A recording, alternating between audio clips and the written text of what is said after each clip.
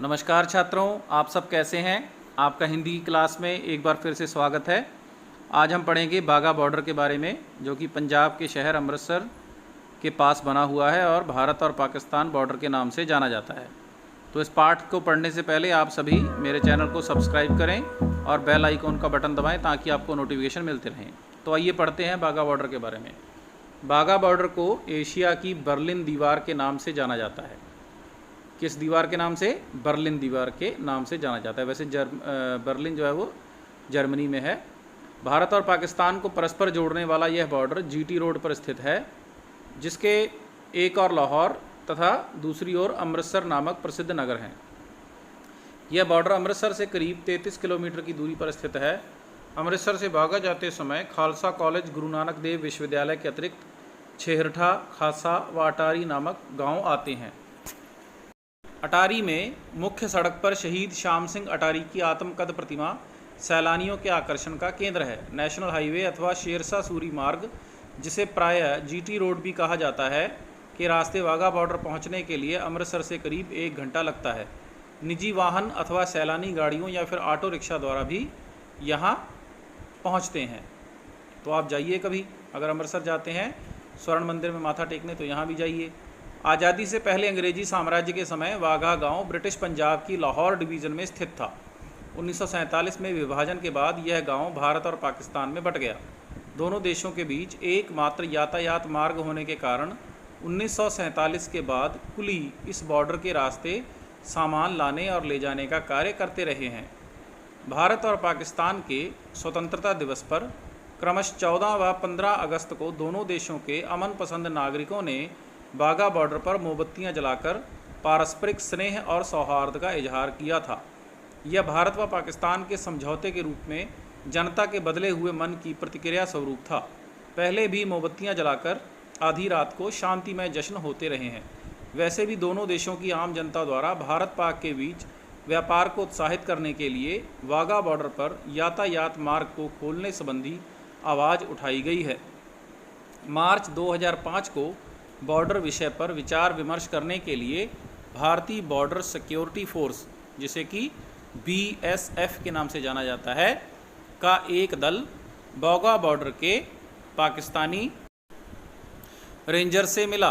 परिणाम स्वरूप मई 2005 में पाकिस्तान द्वारा 5 विशेष खाद्य पदार्थों को बाघा बॉर्डर द्वारा कर मुक्त ले जाने की आज्ञा मिल गई। प्रथम अक्टूबर 2006 को पहली बार कुछ ट्रक बाघा बॉर्डर के पार सामान लेकर गए। भारत पाक संबंधों में उतार चढ़ाव के बावजूद इस व्यापार में निरंतर वृद्धि हो रही है। आज सैलानियों के लिए बाघा बॉर्डर एक विशेष आकर्षण का केंद्र है। हर रोज़ सायं झंडा उतारने मतलब रिट्रीट की रस्म होती है। इसे रिट्रीट की रस्म कहते हैं, जिसे देखने के लिए भारत और पाकिस्तान के सैलानी अपने अपने देश की गैलरी में इकट्ठे होते हैं। तो छात्रों, ऐतिहासिक जीटी रोड पर बॉर्डर को सफ़ेद रंग द्वारा रेखांकित किया गया है। इस जगह सड़क को लोहे के 2 गेटों द्वारा बंद किया गया है, जिसके चारों ओर कंटीली तारें हैं। दोनों गेटों के ऊपर दोनों देशों के राष्ट्रीय ध्वज लहराते हैं। किस किस देश के? भारत के और पाकिस्तान के। अपने अपने राष्ट्र की सुरक्षा के लिए BSF के जवान व पाकिस्तान रेंजर्स 24 घंटे पूरी मुस्तैदी से पहरा देते हैं। बॉर्डर की गैलरी तक पहुंचने के लिए करीब 1.5-2 किलोमीटर लंबी पंक्ति में स्त्रियों और पुरुषों को अलग अलग जांच के लिए जाना पड़ता है, जहां BSF के जवान पूरी तरह तलाशी लेते हैं। कोई भी व्यक्ति अपने साथ किसी प्रकार के खाने पीने की सामग्री नहीं ले जा सकता। औरतों को अपने बड़े पर्स ले जाने की आज्ञा नहीं है। फ़ोन व कैमरे ले जाने की आज्ञा है, परंतु फ़ोन जैमर लगे होने के कारण ये कार्य नहीं करते। तो जैमर लगा होता है जहाँ, जिससे फ़ोन जो है आप डायल नहीं कर सकते, मिला नहीं सकते, बंद हो जाते हैं। अंदर गैलरी में आदमी व औरतें अलग अलग बैठते हैं। झंडा उतारने की रस्म से पहले स्पीकर ऊंची आवाज़ में देशभक्ति के गीतों का प्रसारण करते हैं। उस समय सारा वातावरण भावमय हो जाता है। लोग जाति, धर्म, भाषा, भेदभाव को भूलकर पूरी तरह राष्ट्रीयता के रंग में रंग जाते हैं। इनमें अधिकांश स्त्रियां होती हैं जो अपने भावों को नृत्य द्वारा भी प्रकट करती हैं। इस सारी कार्यवाही में बीएसएफ के जवानों की मुख्य भूमिका होती है। तो मैंने क्या बताया था, बॉर्डर सिक्योरिटी फोर्स, सीमा सुरक्षा बल। बीएसएफ के जवानों द्वारा भारतीय दर्शकों को, जिनमें विदेशी भी शामिल होते हैं, 3 तरह के नारे लगाने की इजाज़त होती है। कौन कौन से नारे लगा सकते हैं? हिंदुस्तान जिंदाबाद, भारत माता की जय और वंदे मातरम। पाकिस्तान क्षेत्र में वहाँ के पाकिस्तानी रेंजर्स द्वारा पाकिस्तान जिंदाबाद के नारे लगाए जाते हैं। तो दोनों देश अपने अपने देश से संबंधित नारे लगाते हैं, अपने अपने देश की जिंदाबाद करते हैं। तो देखिए छात्रों, यहाँ पर इस तस्वीर में आप देख रहे हैं कितनी भीड़ है और दोनों देशों के सैनिक जो हैं वो गेट पर खड़े होकर झंडा फहरा रहे हैं। इसे रिट्रीट सेरेमनी भी कहते हैं। भारतीय दर्शकों में विशेषता है, लड़कियों और स्त्रियों के हाथ में तिरंगा झंडा लेकर मुख्य सड़क पर गेट के भीतर कुछ कदम दौड़ने की इजाज़त होती है। देशभक्ति के गीतों पर हाथ में तिरंगा लेकर दौड़ने वालों के हृदय में राष्ट्र पर मरने मिटने की भावना देखी जा सकती है।